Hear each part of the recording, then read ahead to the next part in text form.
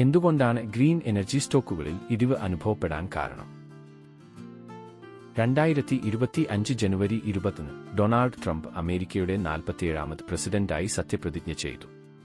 അടുത്ത ദിവസം ജനുവരി 21 ട്രംപ് പ്രധാന പ്രസ്താവനകൾ നടത്തുകയും ആഭ്യന്തര, ആഗോള ഊർജ്ജ വിപണികളിൽ കാര്യമായ പ്രത്യാഘാതങ്ങൾ ഉണ്ടാക്കിക്കൊണ്ട് യുഎസ് ഊർജ്ജ നയം പുനഃക്രമീകരിക്കുന്ന എക്സിക്യൂട്ടീവ് ഉത്തരവുകൾ പുറപ്പെടുവിക്കുകയും ചെയ്തു.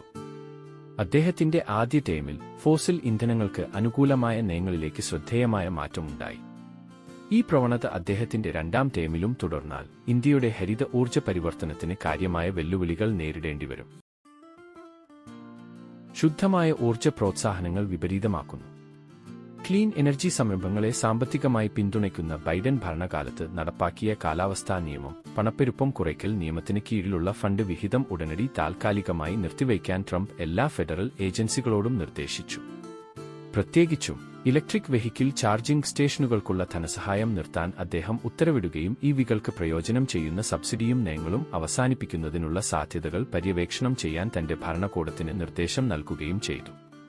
ഒരു പ്രത്യേക എക്സിക്യൂട്ടീവ് ഉത്തരവിൽ ട്രംപ് കാറ്റിൽ നിന്നുള്ള ഊർജ്ജത്തെ ലക്ഷ്യം വെച്ചു ഓഫ്ഷോർ, ഓൺഷോർ കാറ്റ് പ്രോജക്റ്റുകൾക്കുള്ള പുതിയതോ പുതുക്കിയതോ ആയ പാട്ടങ്ങളുടെ അംഗീകാരം താൽക്കാലികമായി നിർത്തിവച്ചു. ഈ കാരണങ്ങൾ കൊണ്ടുതന്നെ ഇന്ത്യയിലെ എനർജി സ്റ്റോക്കുകളിൽ വലിയ ആഘാതം സൃഷ്ടിച്ചു. ട്രംപിന്റെ പുതിയ നയപ്രഖ്യാപനങ്ങൾ ട്രേഡിംഗ് സെഷനിൽ Waaree energies, Websol energy system, Tata power company, Suzlon energy എന്നിവയുൾപ്പെടെ ഇന്ത്യയുടെ ഗ്രീൻ എനർജി ഓഹരികൾ യഥാക്രമം 8%, 5%, 3%, 4% ഇടിവ് നേരിട്ടു. ട്രംപിന്റെ പുതിയ നയപ്രഖ്യാപനങ്ങൾക്കിടയിൽ കൂടുതൽ ഇടിവ് നേരിട്ട വാരി എനർജീസിന്റെ കൂടുതൽ വിശദാംശം നോക്കാം. വാരി എനർജീസ് ലിമിറ്റഡ് 1990 ഡിസംബറിൽ സംയോജിപ്പിച്ച 12 ജിഗാവാട്ട് മൊത്തം സ്ഥാപിത ശേഷിയുള്ള സോളാർ PV മൊഡ്യൂളുകളുടെ ഒരു ഇന്ത്യൻ നിർമ്മാതാവാണ് വാരി എനർജീസ് ലിമിറ്റഡ്. വാരി എനർജീസിന് അന്താരാഷ്ട്ര സാന്നിധ്യമുള്ള ഇന്ത്യയിൽ 5 സോളാർ മൊഡ്യൂൾ നിർമ്മാണ കേന്ദ്രങ്ങളുണ്ട്.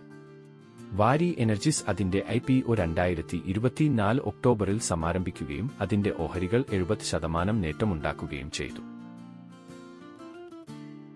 Technical performance. Share holding.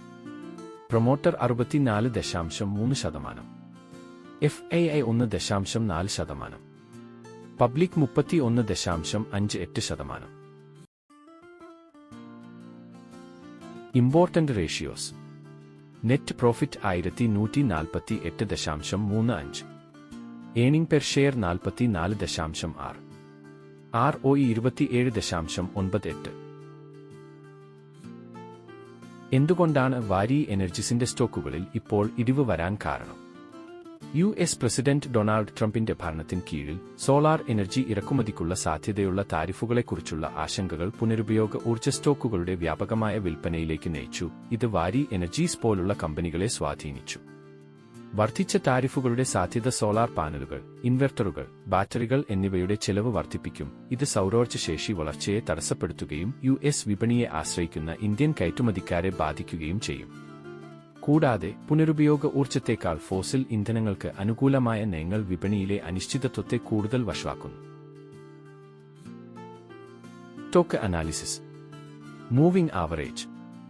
50 ദിവസത്തെയും 100 ദിവസത്തെയും 200 ദിവസത്തെയും മൂവിംഗ് ആവറേജിനേക്കാൾ താഴെയാണ് ഈ സ്റ്റോക്ക് ട്രേഡ് ചെയ്യുന്നത്.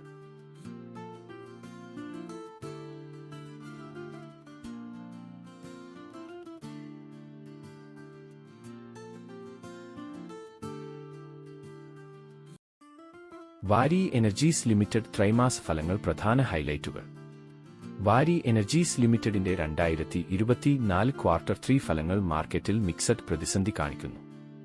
കമ്പനി 3663 കോടി രൂപയുടെ വരുമാനം രേഖപ്പെടുത്തി. ഇത് 4.78% വർധനവിനെ പ്രതിനിധീകരിക്കുന്നു.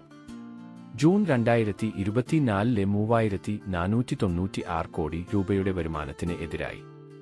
എബിറ്റിയിൽ 4% താഴ്ന്നു, 613 കോടി രൂപയായി. ജൂൺ 2024 639 കോടി. കമ്പനിയുടെ അറ്റാദായം 6% കുറയുകയും 375 കോടി രൂപ ആയി.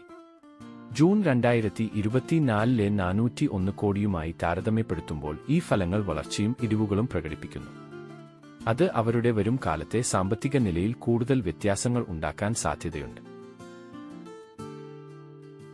കൺക്ലൂഷൻ: ട്രംപിന്റെ നയങ്ങളിൽ ഉണ്ടായ മാറ്റങ്ങൾ, പ്രത്യേകിച്ച് ഫോസിൽ ഇന്ധനങ്ങൾക്ക് മുൻഗണനയും പുനരുപയോഗ ഊർജ്ജ സ്രോതസ്സുകൾക്കെതിരായ സംരക്ഷണവാദ താരിഫുകളും ഇന്ത്യയുടെ പുനരുപയോഗ ഊർജ്ജ ലക്ഷ്യങ്ങളെ തടസ്സപ്പെടുത്താൻ സാധ്യതയുണ്ട്. ഇത് ഇന്ത്യൻ സൗരോർജ്ജ, കാറ്റാടി ടർബൈൻ നിർമ്മാതാക്കളെ അടക്കം ഉൾക്കൊള്ളുന്ന പുനരുപയോഗ ഊർജ്ജ മേഖലയിൽ വലിയ വെല്ലുവിളികൾ സൃഷ്ടിക്കുന്നു. അമേരിക്കൻ കമ്പനികൾക്ക് ഗ്രീൻ എനർജി വിപണിയിൽ ആധിപത്യം നേടാനുള്ള പ്രോത്സാഹനം ഇന്ത്യൻ സ്ഥാപനങ്ങളുടെ വളർച്ചയെ പ്രതികൂലമായി ബാധിച്ചേക്കാം. ഇന്ത്യൻ ഹരിത ഊർജ്ജ സമീപങ്ങൾ മുന്നോട്ടു പോകുന്നതിനിടെ ആഭ്യന്തര നിർമ്മാണശേഷി വർദ്ധിപ്പിക്കുകയും ഇറക്കുമതി ആശ്രയം കുറയ്ക്കുകയും ചെയ്യാൻ ശ്രമിക്കേണ്ടിവരും. ഗ്രീൻ എനർജി സ്റ്റോക്കുകളിൽ നിക്ഷേപം ചെയ്യുന്ന ഇന്ത്യൻ നിക്ഷേപകർ ഇത്തരം രാഷ്ട്രീയവും സാമ്പത്തികവും മാറ്റങ്ങളാൽ ഉണ്ടാകുന്ന ചാഞ്ചാട്ടങ്ങളെ മനസ്സിലാക്കി കൃത്യമായ നിക്ഷേപ തീരുമാനങ്ങൾ എടുക്കേണ്ടതുണ്ട്. Thank you.